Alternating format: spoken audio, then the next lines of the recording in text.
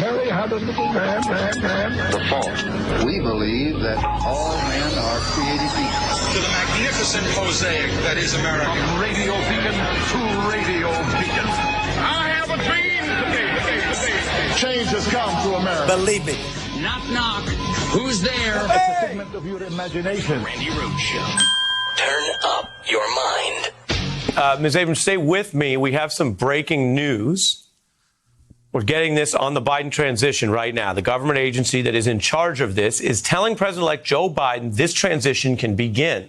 This message is from a direct source. It is a written letter from the head of the Government Services Administration. Now, that's generally an obscure agency, but it's gotten a lot of attention. You've probably heard about it because its chief, a Trump appointee, had been delaying the start of the transition in concert with Trump's denial of the loss.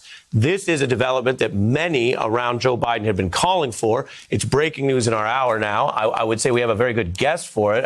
Ms. Abrams has a lot of experience in government, and I know you've been working, as we've reminded viewers, with Joe Biden from before he was president-elect. As you know, this has been one of these sticking points. Your reaction to this news? It's about time. I understand that with Michigan certifying the election results, there is no longer any credible path or any fantastical path that can be taken. And luckily, the administrator acknowledges this. The sad part is that this dragged on so long, not because of the law, but because of, again, fear of a failed president who has done his level best to dismantle the effectiveness of our bureaucracy where it works, particularly in transitions. Wow. That was something. Wasn't that something, everybody? We leave the air for 4 seconds, and all of a sudden, GSA Emily, she swallows her pride, a gallon of ice cream, a box of Oreos, and a box of wine, and says, all right, go ahead. Transition. Wow. It's just, wow. So, and then this morning, Pennsylvania and Nevada have all certified Biden's win, Michigan and Ohio yesterday. So I think the swing states either have run out or they've swung, however you like it. The swung states. So, I don't know. The only state left is the state of denial. And there he was today, pardoning corn and cob. I really thought that he would somehow name the turkey Trump and pardon. Yeah. But he pardoned corn and cob at the turkey pardon. And he didn't take any questions. And didn't bother to congratulate anybody on anything or say that, he wants the next incoming administration to succeed because that would be. No. Instead, he literally. Okay, so this happened. Okay, watch this. You're awfully close. Awfully close. So, do we take a commercial break? Do we take the commercial break with the great danger of going to 30,000 in the middle of a commercial and I'm not here? Oh, so close. Oh, we're very, very close. Can we just... There it is! Yeah, there you go. All right. Oh! Yeah, baby. How about that? We got there. We made it. Okay, so the Dow hits 30,000, a landmark. And, of course, it has everything to do with the fact that Biden will be the next president, that Jessica Yellen, call me, a clairvoyant. Didn't I say that the other day? Didn't I say it? That Jessica Yellen would be the next Treasury Secretary? Yeah. And she is. So Biden announces Jessica Yellen. The market likes this information. The market likes this incoming Joe Biden cabinet. They like this incoming Joe Biden administration. They see maybe the vaccine being distributed in the springtime. And the business money reacts to the stability that a Joe Biden administration would be bringing to the United States of America and the global markets, right? They watch Joe Biden today announce his cabinet picks, and they say, yes, this is good. This is stable. This isn't crazy. This isn't lunacy. This is all right. And the Dow hits 30,000. Guess what Trump does? Guess what he does? He goes to the press room. Well, thank you very much. And I just want to congratulate everybody The stock market, Dow Jones Industrial Average, just hit 30,000, which is the highest in history.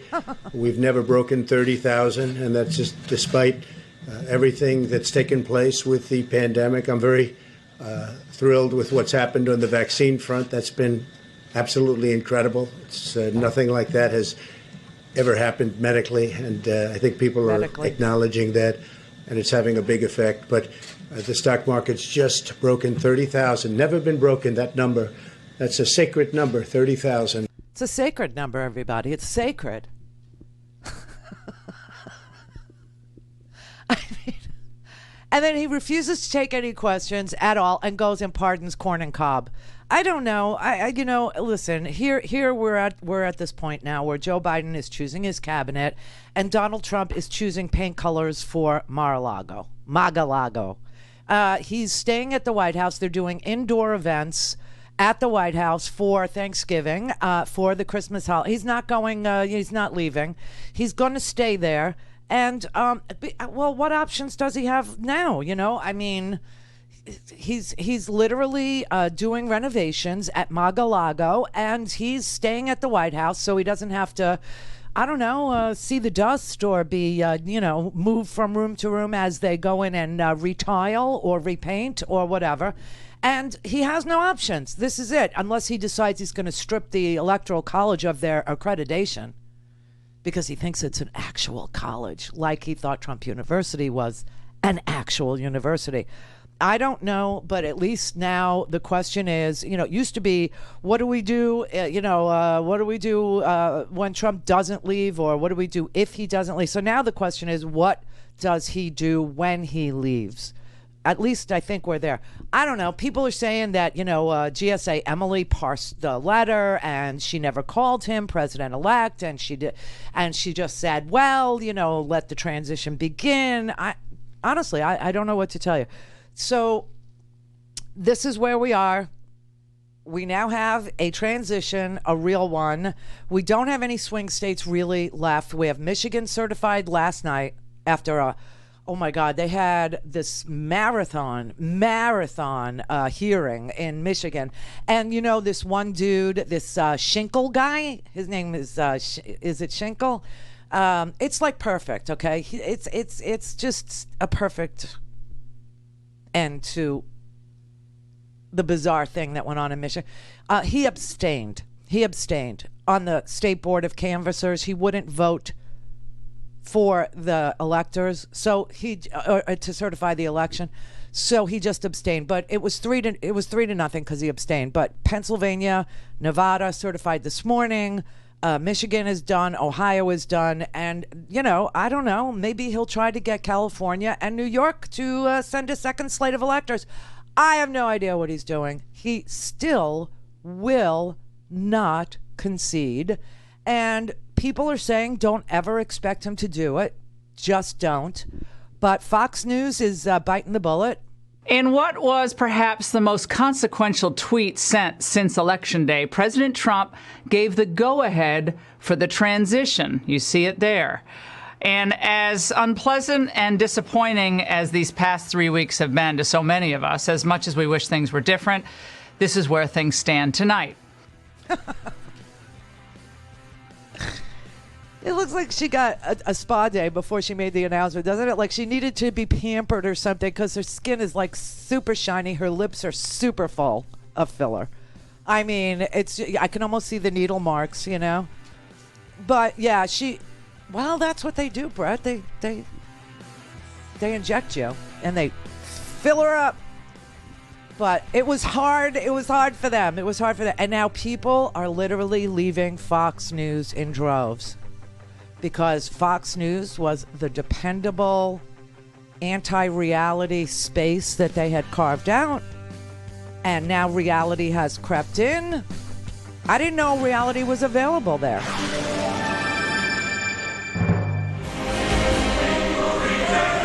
Oh! All things Randi at RandiRhodes.com. Go for launch. Speaking truth to power, the Randi Rhodes Show. Trump posted his reaction to the news about the transition with a message that did not sound like a concession. Quote, I want to thank Emily Murphy at GSA for her steadfast dedication and loyalty to our country. Our case strongly continues, and we will keep up the good fight, and I believe we will prevail. Nevertheless, in the best interests of our country, I am recommending that Emily and her team do what needs to be done and have told my team to do the same.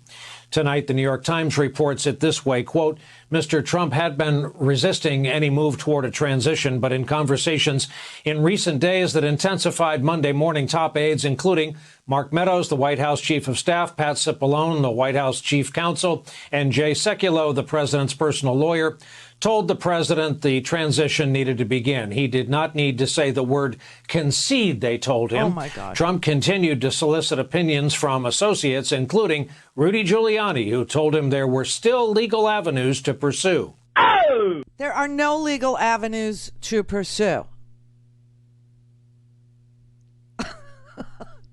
This is madness. Donald Trump in reality just had one of those really awkward moments. It's like you ever go into a party or a restaurant, or you're hanging out at Starbucks and all of a sudden you see your ex, right? That's what this is. This is Donald Trump having an awkward meeting with reality. Of course, he just wants to get it over with, right? He wants to flee. He wants to run away. He doesn't want to deal with it. He just wants to go home. So that works out. Go home. Get out. Just leave. Just leave. The entire country is well, I shouldn't say that. Half the country is happy to see you go. Half of us want to see you. So he's going to allow, as if this was his call, he's going to allow the transition to proceed. Maybe he would like to sign off on the sun rising and setting every day. Maybe he would like to sign off on the tides rolling in and the tides rolling out. Because as sure as the sun will come up tomorrow, Donald Trump is leaving the White House. It's going to happen, Donald, with or without your approval. I mean, I am shocked that reality was permitted into the Fox News building on 6th Avenue. I am shocked. I am really amazed that it squoze in there and it was able to come out of her, giant lips that, it's going to be Biden. Sorry, everybody. She actually apologized to her audience for having to tell them the truth. But she says, you know me, and I'm not going to tell you just what you want to hear. This is a woman who told everybody that watched her for months that hydroxychloroquine was a miracle. This is the woman who produced the herd immunity specialist, Scott Atlas, as a go-to guy on a pandemic. He's a radiologist. But Donald Trump was watching her and watching Tucker and calling into Sean Hannity, where reality had absolutely no chance to even stick, okay? No chance to even enter the building, let alone, talk to the people. And Scott Atlas became the herd immunity dude, the guy in charge of everybody should die and die quickly, and let's get this over with. And as soon as 70% of America gets infected, then we'll all be okay. I mean, it's so unbelievable.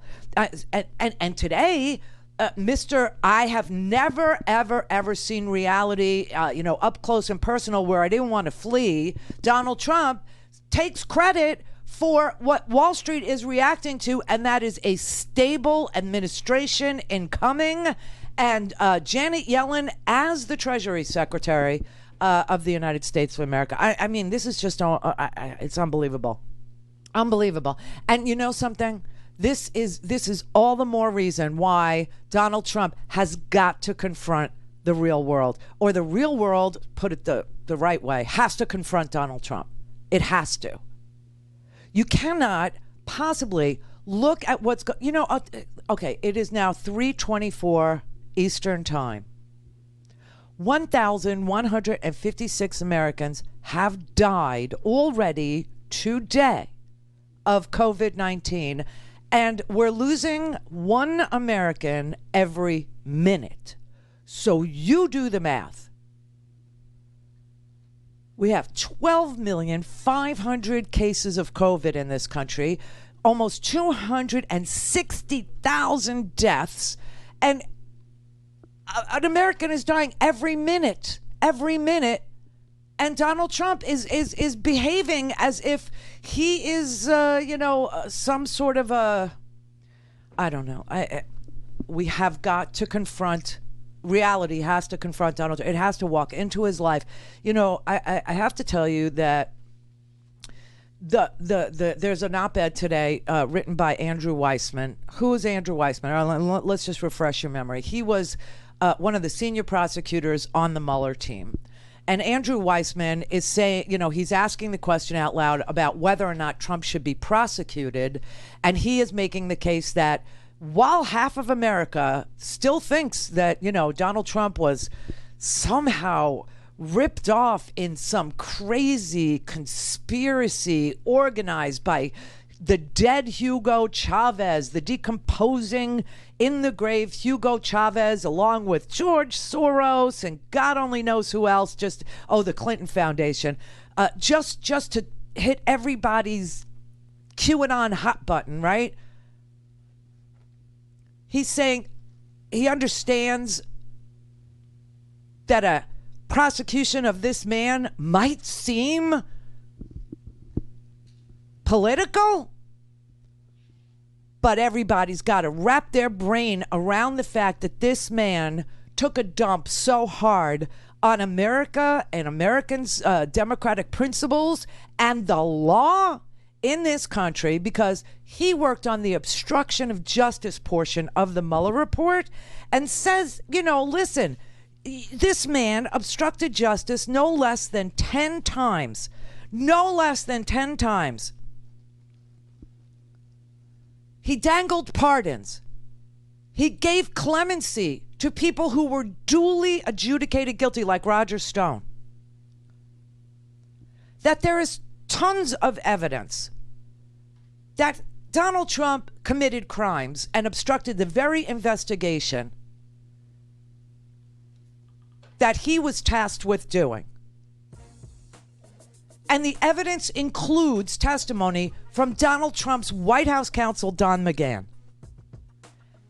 that he ordered the firing of the special counsel, Bob Mueller, and then asked Don McGahn to lie about that fact when it was reported in the press, and that was just one example of the obstruction, and that the extraordinary efforts he took to influence the outcome of the jury in the Manafort trial, all these things, and that if you let a president of the United States go, if you don't bring federal charges, let alone the stuff he did before he was president, the financial crimes, if we don't prosecute him, the precedent for a lawless president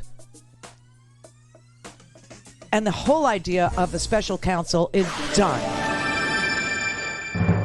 Call in, connect. To speak to Randi, call 561-270-3844. 561-270-3844. The president indicated in this tweet tonight that they've started the GSA transition process. And what about the presidency and continuing to pursue the legal avenues? I think that this is an unprecedented election. We've never had one like this. When a third of the people vote by mail, yes, we need to validate that those are the correct people and they actually did vote. If we're not willing to do that, it means we're really not willing to examine this election in its extraordinary fashion. We now have the General Services Administration saying that this transition needs to move forward. Joe Biden ran on a healing platform. That's what we need to be doing right now. We don't need to be attacking one group or the other right now, but particularly going after, black voters who have enough issues across this country with trying to cast a ballot, and to disperse all of them. It's an insult to the community. It's an insult to all of those who really went to the polls. Everyone wanted a high voter turnout. We've encouraged people to get out to vote, and now we're insulting them by saying, well, it's just all fraud. And it's really a sad commentary on the lawyers that are pursuing these claims. Well, of course, there there is an opportunity to change the Electoral College outcome, because that's just a projected winner at the moment. No states have actually put forward their slate of electors, and that vote doesn't even happen until December 14th. Our legal strategy is to make sure that every legal vote counts and is counted fairly and accurately. And we have time again until December 14th, at least, where those electors for the Electoral College will vote. And so our strategy is to make sure that we continue to challenge all of these false and fraudulent results. This crisis is ravaging our nation. Any efforts to undermine that or slow things down are incredibly damaging and can be, life could cost people their lives. And that's precisely why this moment's really important. It's time to acknowledge, it's time to move forward. And I know that's what Joe Biden and Kamala Harris are focused on. So that's the sound of this country, completely divided. You have the lunatic fringe, the Rand Pauls that think that signatures were not verified, that sit on Fox News and insinuate that there was fraud still. Jenna Ellis, who says, oh, it ain't over till it's over. We have until December 14th when the Electoral College meets to, rig this election the other way. Like I said, I have to expect Donald Trump will say, I'm going to, uncredit the Electoral as if it's take away its accreditation as if it's a real college. I mean, this is really sick. And so here we are. It ain't over till it's over. You have her tweeting, Jenna Ellis tweeting today, that watching Joe Biden fill out his cabinet, watching Joe Biden introduce America to the new National Security Advisor, to the new Treasury Secretary, to the new Department of Homeland Security Secretary, to the new, who else did he pick today? National Security Advisor, the head of the intelligence community, right?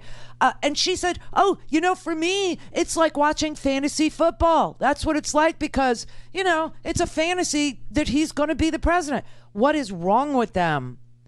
It's tearing this country apart. It's tearing it apart. And frankly, this president is doing absolutely nothing on any front that he needs to show up to fight a good fight. He needs to heal this country. He will never do it. From this ridiculous notion that there was some cabal, some conspiracy, some lunatic thing that happened to him. Nothing happened to him.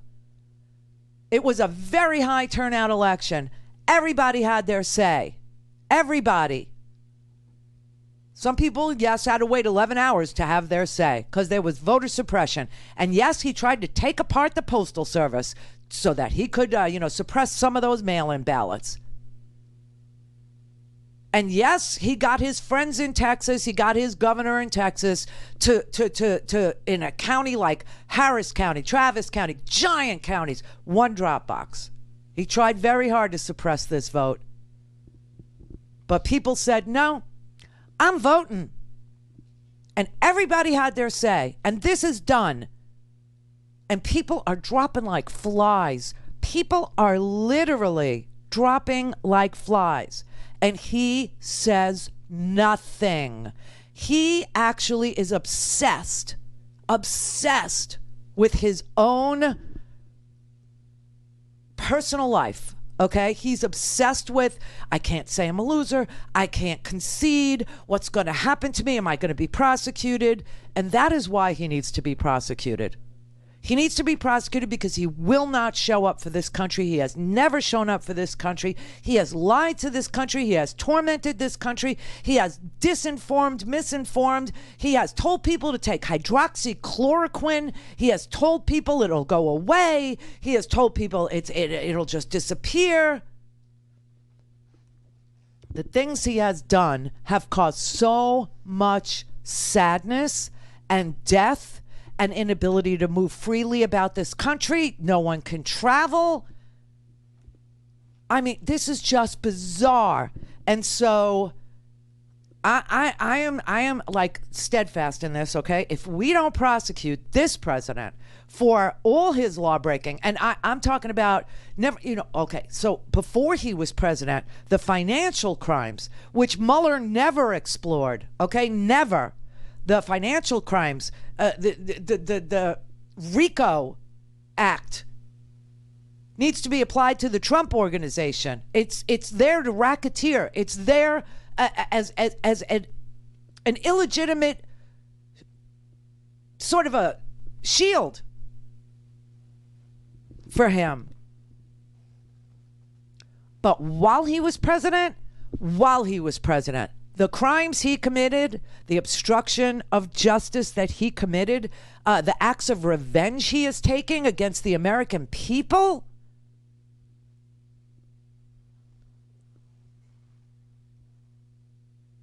he has to be prosecuted. I am so sorry. There is no sufficient reason to let this man off the hook. There is nothing that you could say to me or to any law and order, right-thinking, upstanding, swear an oath to protect and defend the Constitution American that would justify letting him slide.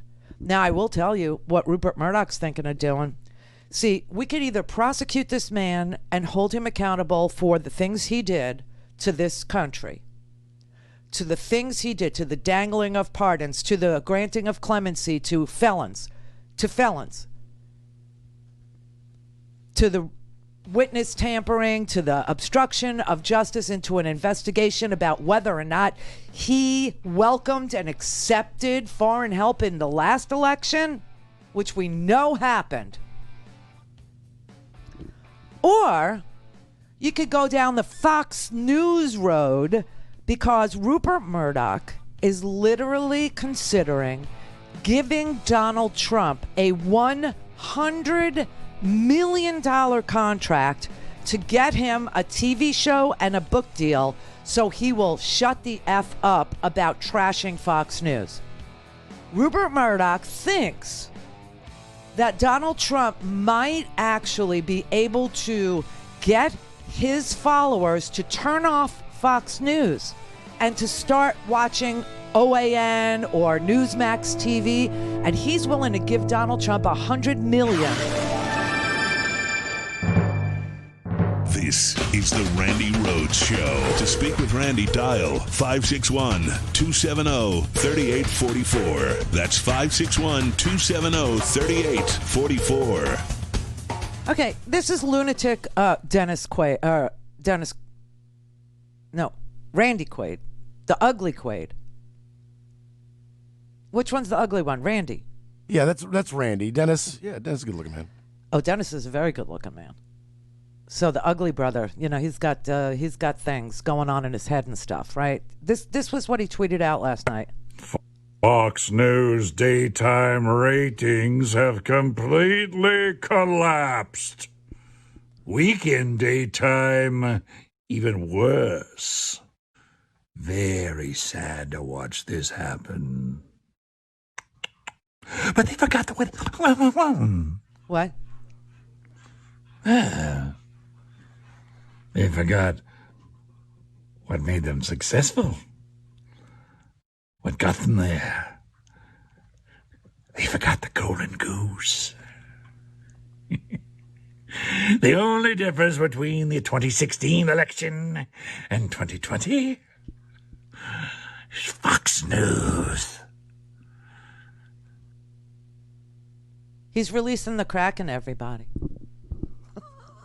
I mean, I don't know if he's auditioning to be Ursula in another Disney film, as the Kraken. But this is what he tweeted last night. And what he's doing there is he's reading one of Trump's old tweets in this horror movie-esque drawl, okay? Because he's sending this message to the QAnon crowd, to the lunatic crowd, to the ones that think that we didn't have our say and that this country didn't reject this purveyor of a pandemic, this purveyor of hydroxychloroquine, this man who told us to stick lightsabers up our bum, this man who told us to inject or inhale or sniff or snort or drink Ajax or freaking bleach. Right. No. So this is what they're doing, right? And now Rupert Murdoch, honestly, is thinking about what to do about any trashing of Fox News that Donald Trump is likely to engage in and has already begun engaging in, blaming Fox News for his loss, okay, along with dead, decomposing Hugo Chavez and George Soros and the Clinton Foundation and God knows who else, right? About a Denver voting company, a company that's based in Denver, Colorado. Somehow it's Venezuelan. I don't know. But he's thinking about, because he doesn't want Donald Trump to do any more damage, offering Donald Trump a $100 million contract for a TV show or a TV show book deal combo. I mean, this is just so unbelievable. Rupert Murdoch is afraid that the Trump loyalists are so disheartened, so completely pissed at Fox News that they are going to start watching One America News, or they're going to start watching Newsmax, or Donald Trump is going to go to Newsmax, or Donald Trump is going to start a channel. And Rupert is offering him $100 million to head off this competition. Can you believe this? I would like to spend a fraction of that and put him in jail. But the right wing, always CYA. Give him $100 million. Tell him, here's $100 million. Stop trashing Fox. Here, go work on Fox. Here's a time slot. Here's your own show. Here's a network. We'll start another one. We started one for Lou Dobbs. We'll start one for you. How insane is this country? We're being literally manipulated by an Australian dude. Holy crap. Now, Murdoch has told the New York Post, his own newspaper, that he's not going to give a book advance, $100 million book advance to Donald Trump. That's what he said. He said, hey, maybe I'll just give him a TV show. It's mind-blowing. It's mind-blowing. And every single minute of every single day, somebody is dropping dead because this president decided to tell you to go about your business, that it meant nothing to us, that COVID was, nothing. It wasn't anything to worry about. Hospitals today have 85,000 patients, just COVID patients, 85,000. Yesterday, 196,000 new cases. And today, you have, almost 1,000 people dead. And it ain't even 4 o'clock. We have added, in just the last 3 weeks, 3.2 million cases. It's doubling and tripling. And they he has nothing to say. He has nothing to say to us. He pardoned a freaking turkey. He took credit for the stock market. Are you kidding me? Are you kidding me? You know you've got a winner when Elizabeth Warren and the stock markets are praising and celebrating a pick. I couldn't agree more with you. The bottom line is she knows a lot of people. She's got a whole wealth of experience. I'd call her crisis ready. Just take a look at her CV. She'll be the first woman, of course, to be Treasury Secretary, but she'll be the one and only to have held 3 key positions: the Federal Reserve Chair, to have led the White House's Council of Economic Advisors, and then become Treasury Secretary. And a pivotal moment, of course, that she's going to take over in. She has to look at the jobs market. She has to look at the broader crisis and be ready to act. And I think she will. Politically, to your point, she's got something for everybody here. She's seen as someone who understands and is respected by Wall Street. At the same time, she's not seen as being cozy with them. You remember she sanctioned Wells Fargo for bad behavior at the end of her reign. She's also a consensus builder. And this is key for me, John, at this moment. She is going to need to do that. We've seen the battles that Congress has had enacting more financial aid. And she said even back in September, we need to see more spending. So it's Janet Yellen's appointment that is making Wall Street happy today. And Randy in Georgia. Hey, Randy Rhodes, long-time listener, first-time caller. Hello. I want to know what the hell is going on. My father fought the Russians via the Koreans in the Korean War. if he was still alive and saw this business with the bomb-sniffing airplanes, the nuke-sniffing, tearing them up, taking them and destroying them and throwing them away, you know what? If they can't drag him out by his rat nest and do something to him, I just don't know what's ever going to happen. Who's they? Anybody. How about the government? He's just selling out to the Russians. He's giving everything to the Ruskies before he burns it down and pisses in every corner and kicks the walls and leaves.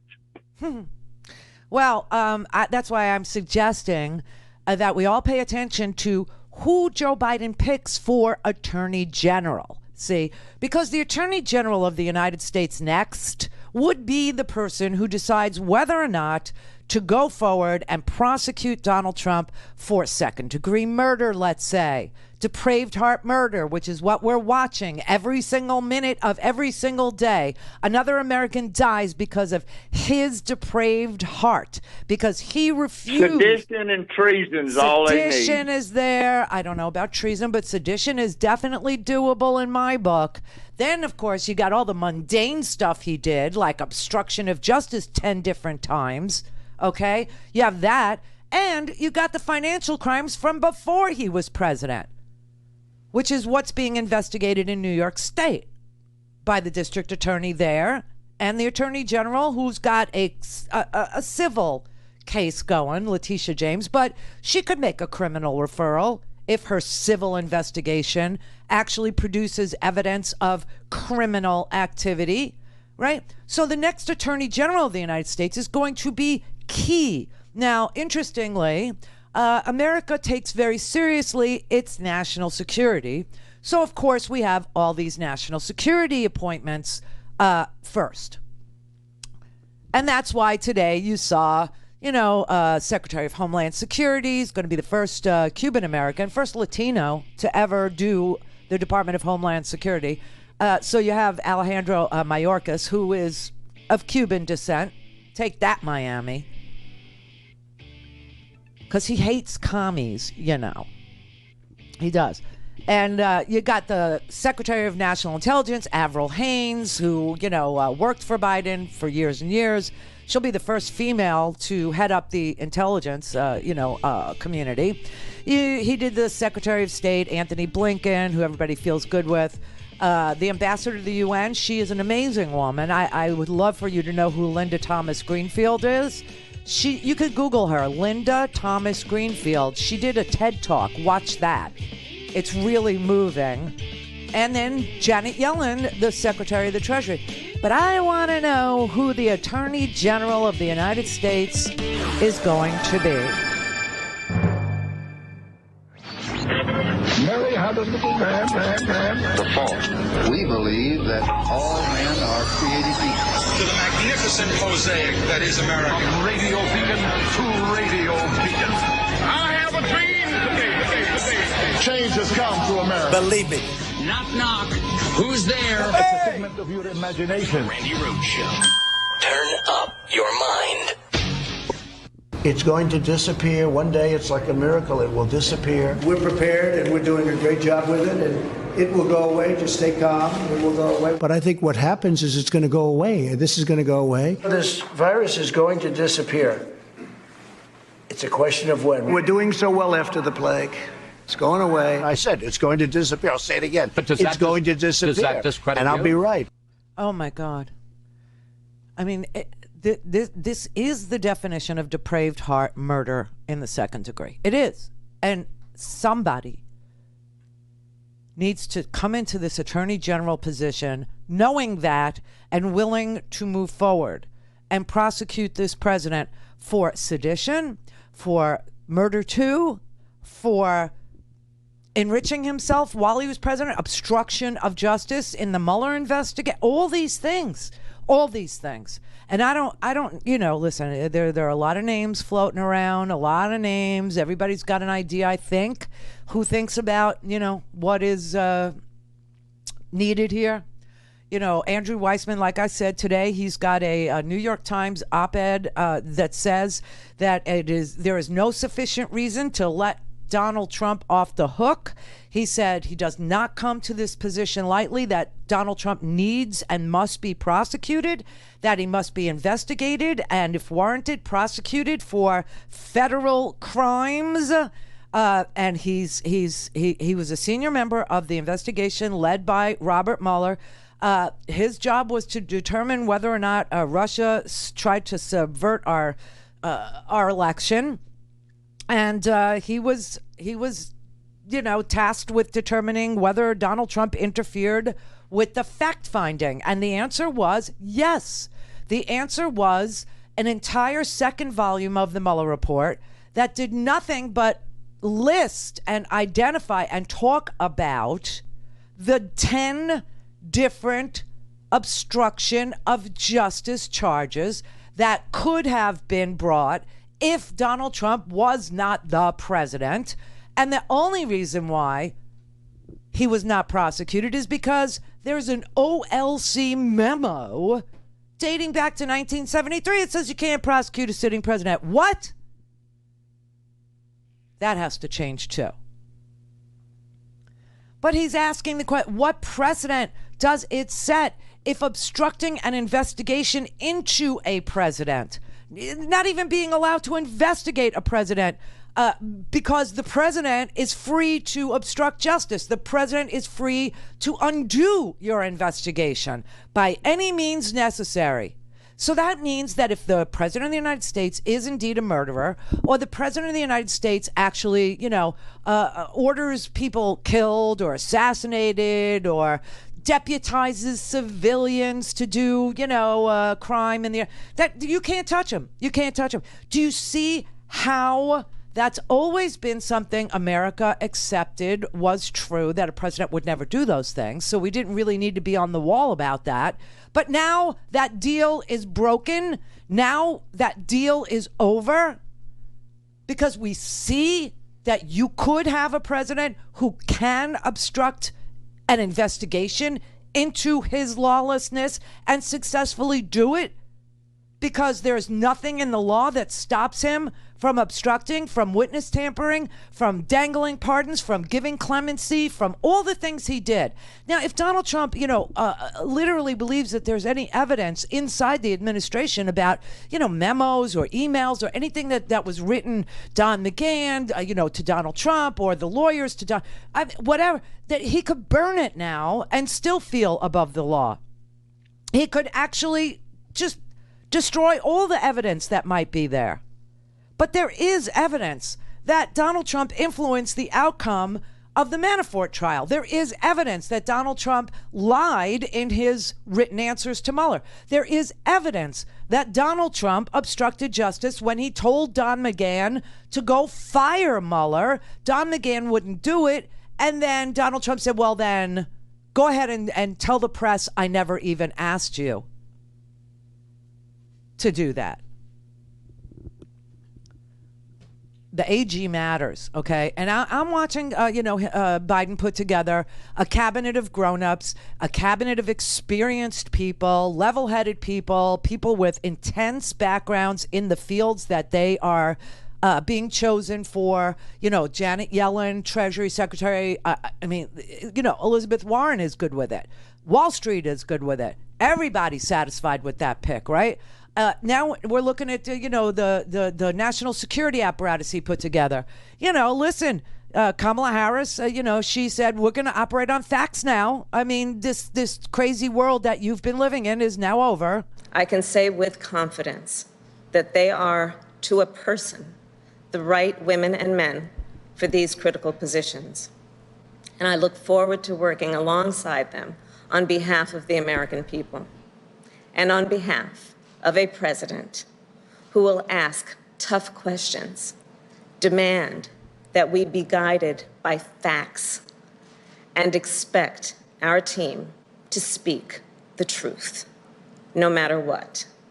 A president who will be focused on one thing and one thing only, doing what is best for the people of the United States of America.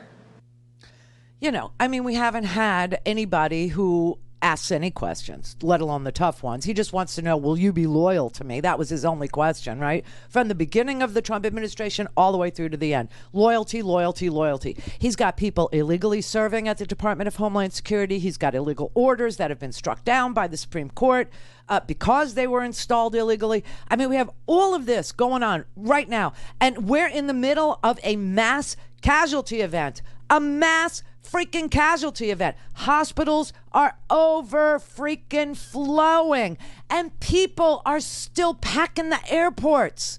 They're still just trying so hard to legitimize in their head that this won't happen to them. It just won't happen to them, so they can travel. You know, it happens to other people. Or Donald Trump is telling the truth. It's just going to go. And everybody's sounding the alarm. You know, don't travel, please. I'm really concerned about this. These numbers are beyond disturbing. What most concerns you? Well, what most concerns me now is, you know, the immediate situation with people traveling from different places, coming home for Thanksgiving. When you leave a location, have to go to an airport or wherever it is, a train station, etc., the possibility of exposing yourself and then going home to your home community for, you know, a wonderful traditional Thanksgiving holiday might actually, unfortunately, be a source of an even amplification of the surge that you already just accurately described, Judy. I'm concerned about that in the very immediate future of the next few days, but I'm also concerned of the numbers that are going in the wrong direction with regard to cases, with hospitalizations, deaths, all the things that are the warning parameters that we're in the middle of a really serious situation. I mean, and yesterday, okay, a couple days ago, there was a Senate hearing, okay, about COVID, and one of the witnesses was Dr. I always forget his name, Ashish Jha. That's his name. And Dr. Jha was called to testify. And all the Republicans wanted to talk to him about was hydroxychloroquine. Why wouldn't they use hydroxychloroquine? And what's wrong with hydroxychloroquine? And what was the deal with saying it doesn't work? He said, it doesn't work. It doesn't work. We're looking at, you know, 1,300, 1,600 deaths a day now. We're looking at, you know, soon it's going to be 2,300 and 2,500 a day. And you're talking to me about hydroxychloroquine? And with a straight face, they said, yes, we want to know. Why won't you use it? All things Randi at RandiRhodes.com. Go for launch. Speaking truth to power, the Randi Rhodes Show. You had a group of senators mired in the idea of hydroxychloroquine. What did that hearing tell you about the state of mind of the people who are forming policy around this, who could actually step in and do something to slow what you've just described? Yeah, you know, Willie, it was a very, very odd event. And it was odd in the sense that we have some really big challenges in front of us, right? And instead of talking about those, the entire hearing focused on hydroxychloroquine. Oh, my God. Now, hydroxychloroquine was an interesting topic in March and April. But by May or June, we'd all moved on. And the reason we moved on is that all the data came in and it doesn't work. And what it reminded me of is that we live in very different kind of information architectures or information bubbles, right? There are a small group of people who still believe that hydroxychloroquine is sort of the miracle drug. Oh, my God. And that there's a vast conspiracy of all of America's doctors and scientists to deny the American people this drug. And that's what we need to be focused on, and that's what we need to be talking about. There are always conspiracy theories in the context of crises. But how it landed in the Senate, in the Homeland Security Committee, that to me is the baffling part. That stuff usually doesn't make it into sort of the upper chambers of our government, and there it was. And it was such a window into why we haven't responded better, if that's where the leadership's thoughts and focus is. It's so sick. It is so twisted. It is so bizarre. No more Republicans. The GOP is done, okay? It's over. Find another thing. There's no leadership in that party. They're still talking about hydroxychloroquine at a Senate hearing with 12 million cases. 1,374 Americans have died today so far, and now it's 422. Just so you know, hospitals are freaked out. Doctors are saying we are terrified of what is to come. This traveling over Thanksgiving is going to explode cases. It's going to explode hospitalizations, and it lags. So look for Christmas to be the darkest of the dark winter. All because we have a president who doesn't give a damn. And a Senate who cannot lead. A Senate that's still asking about hydroxychloroquine. Oh my God. Oh my God.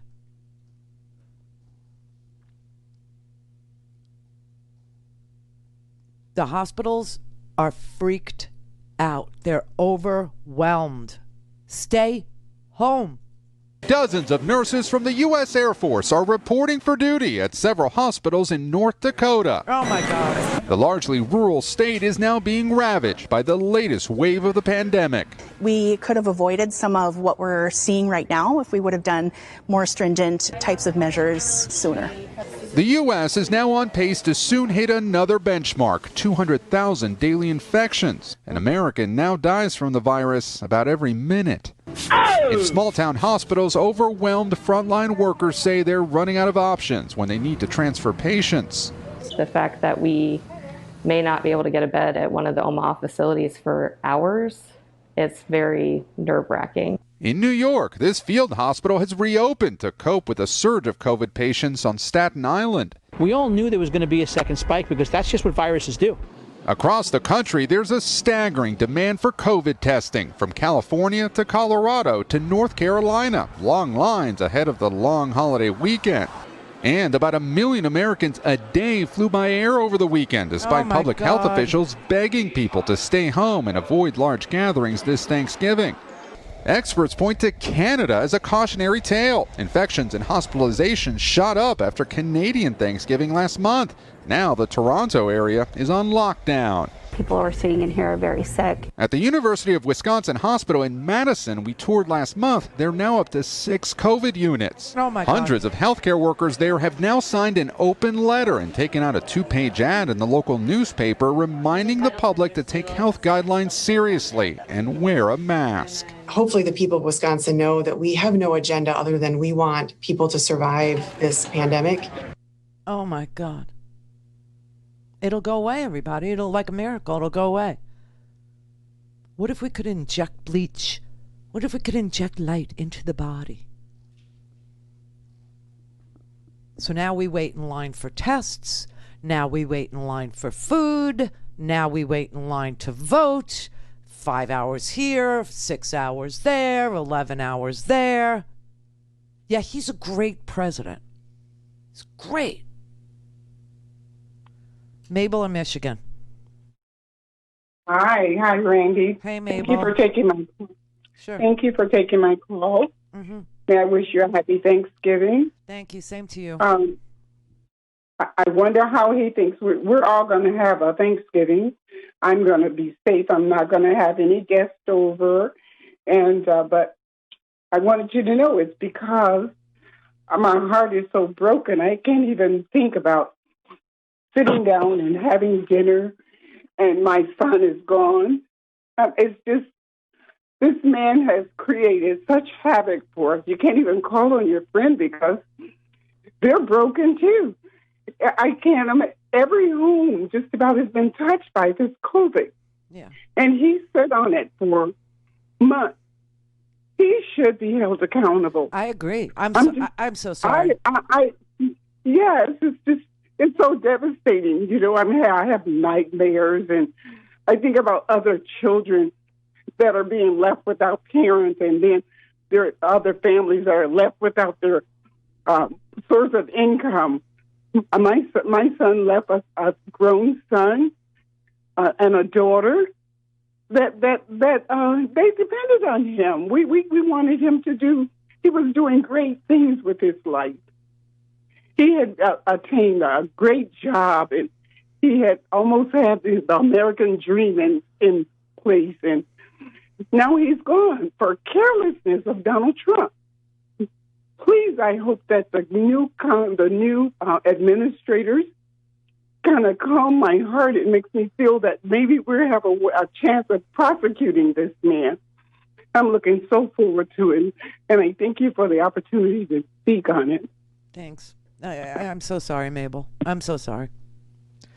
Yeah, everybody's heartbroken. But I happen to remember her. She had called before because you don't hear the name Mabel all that much. It's a great old name. But she lost her son to COVID, and he left 2 kids. She's all alone at Thanksgiving now. And we're not having Thanksgiving either. No.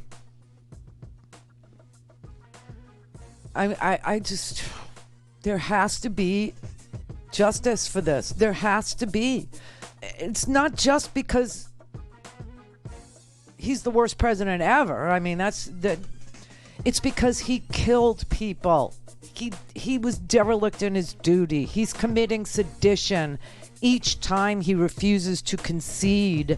Each time he says, oh, we're going to prevail in the end. Each time he gets these crazy people even crazier and willing to commit horrible crimes because he is telling them it's time for revolution or I've been cheated. This all has to be, he has to be accountable for this. To speak to Randi, call 561-270-3844. 561-270-3844. Oh, here's Rush Limbaugh, meeting reality. The problem with that press conference last week, folks, it goes way beyond Sidney Powell. I mean, you're going to announce, and Mr. Snerdley, you tell me if you agree with me. I may be a little bit wrong on this. I don't know. You announce why are you smiling? Why? Because you think whenever I allude to the possibility of my being wrong, it's never the case that I'm wrong. Is that what you mean? You call a gigantic press conference like that, one that lasts an hour, and you announce massive bombshells, then you better have some bombshells. There better be something at that press conference other than what we got, such as a hacker who can tell us, yep, everything these guys have said is true. I've looked into it. I've run the software. I've hacked this. I've hacked that. Even put him behind a screen if you want to protect his identity. But you don't, you can't. I talked to so many people who were blown away by it. By the very nature of the press conference. They promised blockbuster stuff, and then nothing happened. Oh! No, nothing happened because they were lying. The game is playing you at this point. It's playing you. And if you lose, you die. Oh, I'm so shocked. I mean, I'm never wrong, but they promised blockbusters. I believed them. You believed Rudy Giuliani, Rush? Listen, I've always said, Hannity is dumb as a rock, but Rush knows what's going on. And he still chooses to lie. He still chooses to manipulate his audience. He still runs a scam. Okay, he's been running a scam for 25, 30 years. I used to follow him on the air. And every day, my entire job was debunking what he had just told the entire country, because he's never right. He's always wrong. Always. Oh, it'll trickle down. Oh, your health care is a bad thing. Oh, Trump's got a brilliant health care plan. You'll see. You'll see. Oh, the COVID is bullcrap. Oh, hydroxychloroquine works. Oh, he's always wrong. He's always been wrong. His show is a scam. It's always been a scam.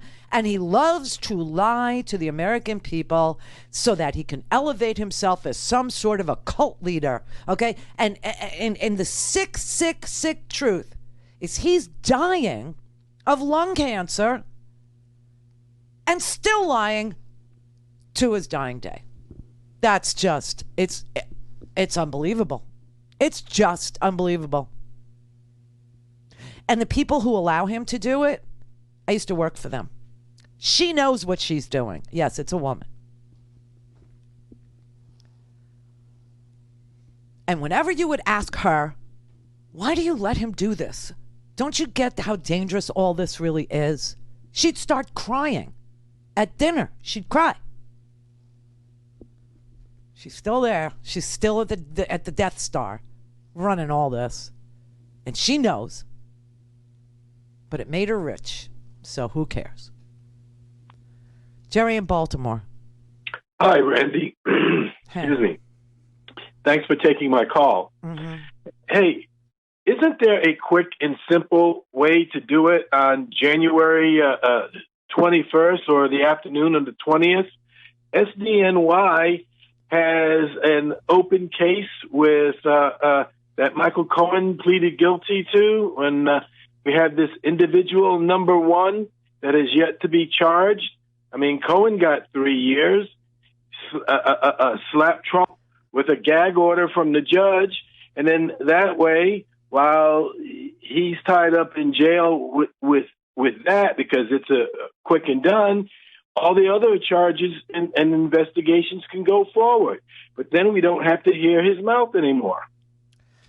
It's possible, but it's unlikely. I mean, listen, I have visions in my head too of this murderer, of this guy who betrayed his country, repeatedly, seditiously, killed people, caused the death of people because he didn't want to hurt his economy and his bragging rights. It's so sick.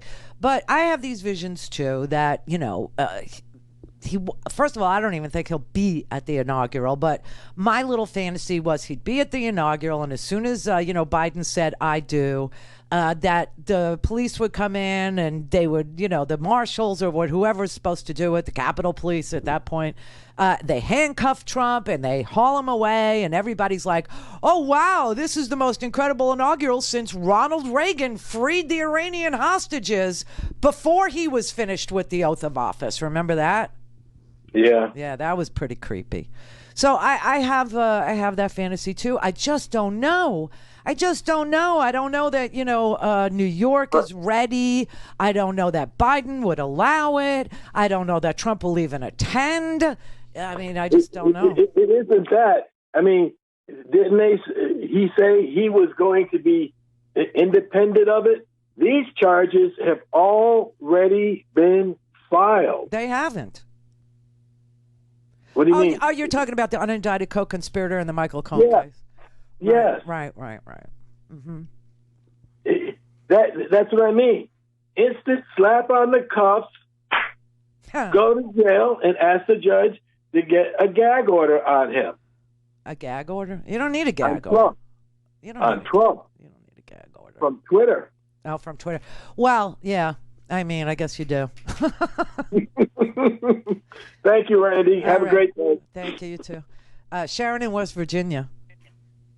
Hey, Randy. Happy Thanksgiving. Thank you, you too. I feel so bad for Mabel in Michigan. Oh, she made me cry. I'm still crying. I got all choked up. I did too. Anyhow, the reason I'm calling is, I agree with you completely. Trump needs to be held to account. But what I think about sometimes, and I worry about, and I don't hardly ever hear anybody talking about it, is little Jared. Huh. I mean, whether charges can be brought against him or not, I don't know. But he's gotten SBA loans. He's gotten the bailout from the Qataris for that property at 666 Park Avenue. And Trump may not read the presidential daily briefing, but even though Jared doesn't have a security clear, or he has one, but shouldn't have it, he reads it every day. Well, and he's going to be. I don't know if anything. He needs to be investigated, and they are going to have to. Anybody, State Department, everybody's going to have to keep a close eye on him for years to come because he is just as nefarious. Yeah. So that would fall onto the desk of the new Attorney General, right? Yeah. And maybe I'm guessing, maybe she would have to appoint a special counsel to look at all the enrichment that happened with the Trump children and the children-in-law during their senior advisor period in the Trump administration and whether they violated any existing laws that we have in the United States. What scares me about him, though, is that he's been taking in classified material at a very high level. I know, and you're right. They told him, don't give Jared a clearance, but Trump did. This is the Randi Rhodes Show. To speak with Randi, dial 561-270-3844. That's 561-270-3844. Do you think President Trump will make a series of speeches in Georgia and soon, we hope, to try to get these 2 Senate seats over to the Republicans?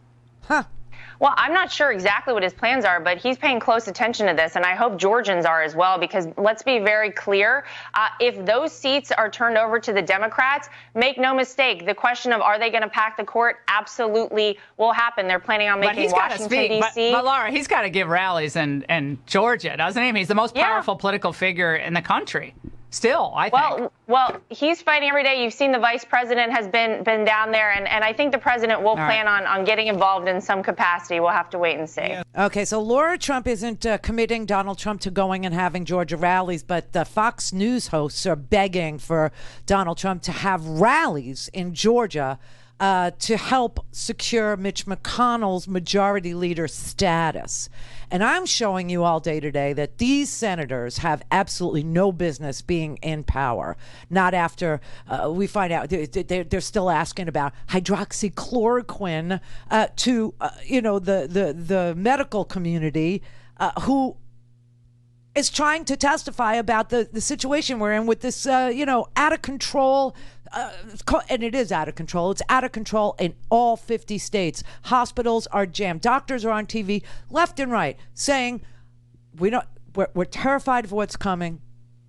We're sending patients to other states. We don't even know where we're going to get doctors and nurses from. They're calling the National Guard in El Paso to take bodies to refrigerated trucks because the morgues are overflowing. This is so disgusting.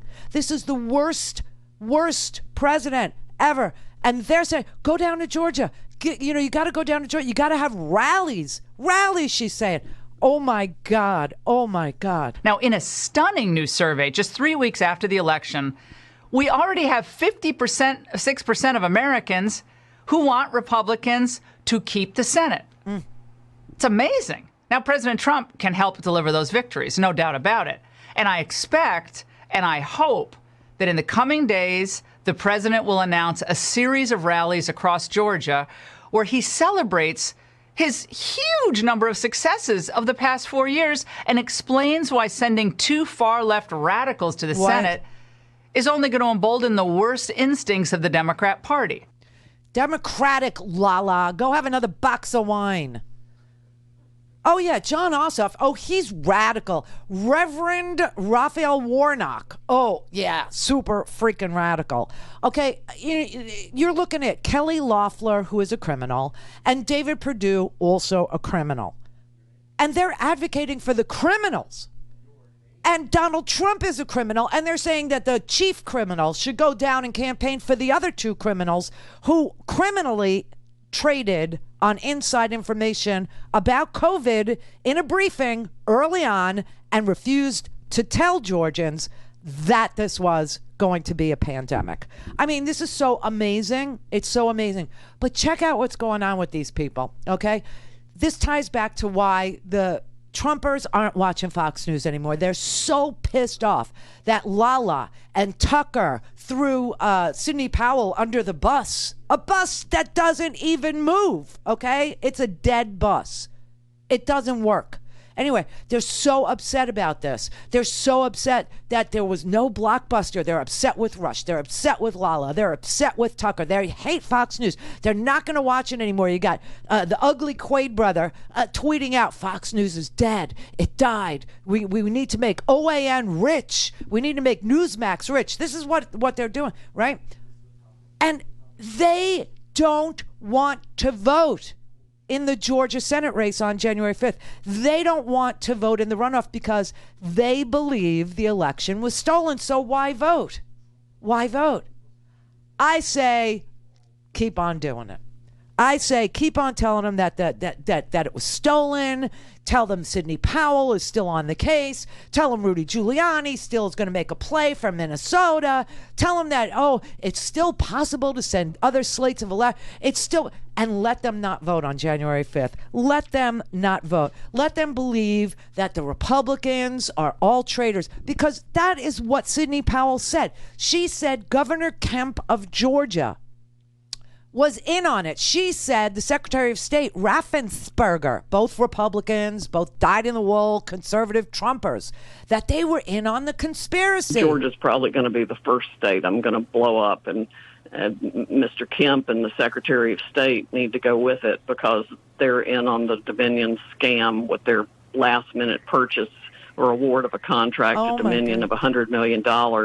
The State Bureau of Investigation for Georgia ought to be looking into the financial benefits received by Mr. Kemp and the Secretary of State's family about that time. Family? Try Raffensperger. She did, okay, but she's promoting this conspiracy theory. She's telling Georgians that their governor, that Kemp, this guy who, suppresses votes like crazy, 11-hour lines, right? A Secretary of State, Raffensperger, who literally was part of the 11-hour line creation idea in Georgia, right? They've gone as far as they're going to go. They're not going to go all the way down the road of it was stolen, because there's no evidence to prove that, and that would require going to court and making the case, and they can't. They can't. So they drew the line at saying it was stolen, but they totally aided and abetted Donald Trump in the voter suppression efforts, right? They totally were down with that. People in Georgia really did wait on 11-hour lines in Atlanta, in Gwinnett County, in Cobb County, all the suburbs around Atlanta. They all waited in 8-hour, 9-hour, 10-hour, 11-hour lines. They were in on that part of it because they didn't have to go to court for that part of it. But once they got into the court realm and Sidney Powell and Rudy Giuliani were alleging this crazy conspiracy theory and had zero evidence, that's when they said, no, we can't. And now the people of Georgia, the Republicans in Georgia, believe that the deep state includes Governor Kemp and Secretary of State Raffensperger. And now they don't want to vote. They don't want to vote. And you got the lawyer in Georgia that's been fighting for Donald Trump. This guy, I played him for you yesterday. His name is Lynn Wood. Hard to, make up a name like that. But Lynn Wood is telling the people of Georgia, he actually represented the Trump campaign in the Georgia courts, okay? He's got no evidence, but now he's telling the people of Georgia, it's time to revolt. It's time to throw Raffensperger, and it's time to actually withhold your votes. Withhold your votes. That's what he's telling Georgians. And to trust God and to form a revolution. I think the audience has to do what the people that were our founding fathers did in 1776. I think you've got to pledge your life, your money, and your sacred honor so that the generations that come after us can live in freedom. I don't believe the people trying to take over our country are going to let go when it's exposed that the election was a fraud. I think there are plans in place to do other things to try to take over our government. I think 2020 is the year they want to do it. Old George Soros said he was going to get it done and get rid of Trump. So I think the people need to have courage. I think they need to be prepared to fight for their freedom. And I think at this time, more than any time in my lifetime, people need to have faith in God. So the attorney in Georgia who could provide zero evidence of any fraud in the election, along with Sidney Powell, Jenna Ellis, Rudy Giuliani, is now telling an audience on Steve Bannon's wackadoodle show. He's telling them, you must finish off the Republican Party. The Republican Party, they were traitors. They were in on the steal. Yeah, and you have to withhold your vote and your money and destroy the Republican Party. Quote, we will do whatever it takes to completely destroy the Republican Party. Trump supporters are now turning against the Governor Brian Kemp and the Secretary of State Raffensperger. And you got a group of lunatic fringe out there that are actually telling Georgia Republicans to destroy the Republican Party, to withhold their votes, to not show up on January 5th. Lynn Wood urged state Republicans to boycott the Senate runoff. Quote, "We want to get Senator Loeffler and Senator David Perdue out of their basements to demand that action must be taken to fix the steal of the 11-3 Georgia election, threaten to withhold your votes and money. We will do whatever it takes to completely destroy the Republican Party."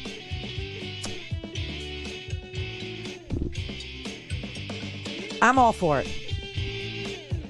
Best plan ever. Let me wish you a happy Thanksgiving now. Follow me on Twitter. We'll be around.